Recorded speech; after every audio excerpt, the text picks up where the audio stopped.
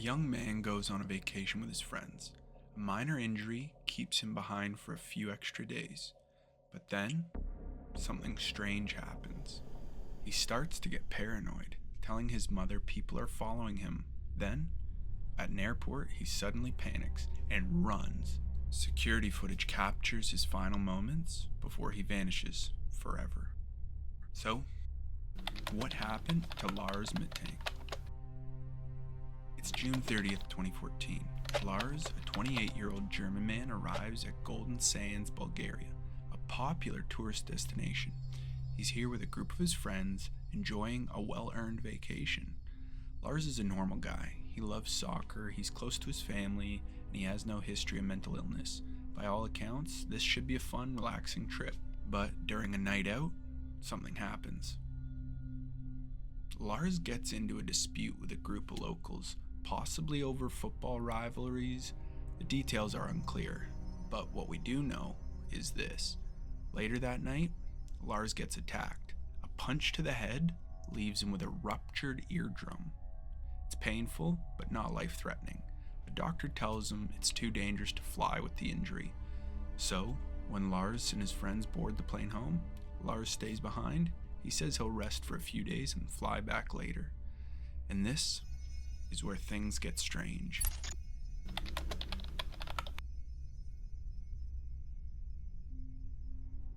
With his friends gone, Lars checks into a cheap hotel, but soon, his behavior becomes disturbing.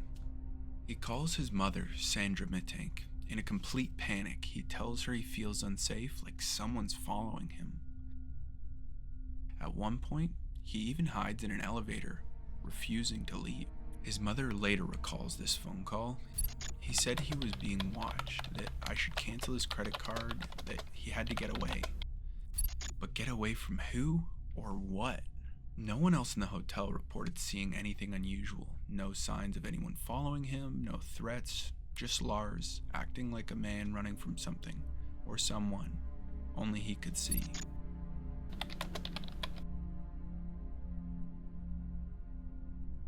On July 8th, Lars finally decides to go home. His mother books him a flight and he heads to Varna Airport. Everything seems fine at first. He checks in, he even visits the airport medical center for a last-minute checkup. But then, something goes terribly wrong. Midway through his exam, Lars suddenly panics. Witnesses say he jumps to his feet and mutters, "I don't want to die here." Then, he just runs. He bolts out of the medical office, past airport security, and sprints towards the exit. He leaves everything behind, his luggage, his phone, his wallet, his passport. He doesn't stop. He doesn't turn back. Surveillance cameras capture his final known moments. Lars sprints out of the airport, climbs over a fence, and vanishes into a forest. And just like that, he's gone.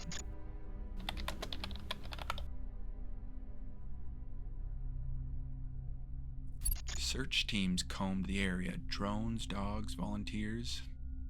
They found nothing. No body, no sign of struggle. Lars had vanished without a trace. So, what happened? How does a man go from a normal vacation to disappearing in terror? Here are some theories. A mental breakdown. Some experts believe Lars suffered a mental health crisis. Maybe the head injury caused psychosis or paranoia. Maybe the isolation triggered something deeper. His behavior, talking about being followed, suddenly running, fits the pattern of paranoid schizophrenia or drug-induced psychosis.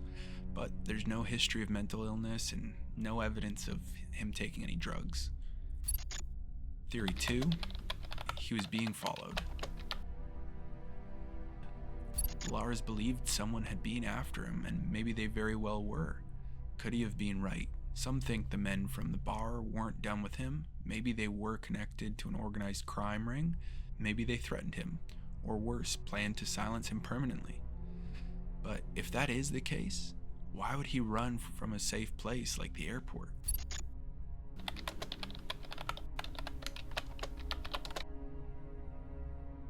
Theory 3 is he got lost and died in the forest. It's possible Lars died in the wilderness, dehydration, injuries, or even an animal attack, but search teams found nothing, so this theory doesn't amount to much. Theory 4 is a very real possibility: kidnapping or human trafficking. Some suggest Lars was abducted after fleeing the airport. Eastern Europe has a dark history of human trafficking, and he could have unknowingly become a target. It's a possibility. But why would traffickers wait until he ran instead of taking him earlier? It just doesn't really add up.